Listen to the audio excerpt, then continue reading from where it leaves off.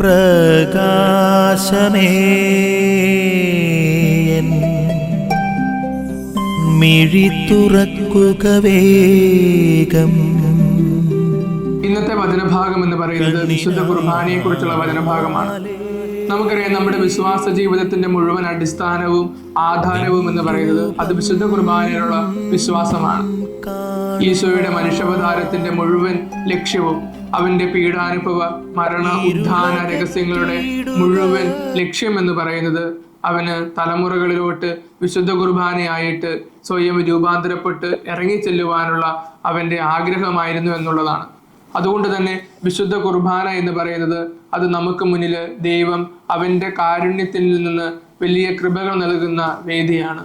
നമ്മൾ എപ്രകാരമാണ് വിശുദ്ധ കുർബാനയിൽ പങ്കെടുക്കുന്നത് എന്ന് ഈ അവസരത്തിൽ നമുക്ക് ചിന്തിക്കാം. യോഗ്യതയോടെയാണോ അയോഗ്യതയോടെയാണോ നാം പങ്കെടുക്കുന്നത് എന്ന് നാം ചിന്തിക്കേണ്ടിയിരിക്കുന്നു.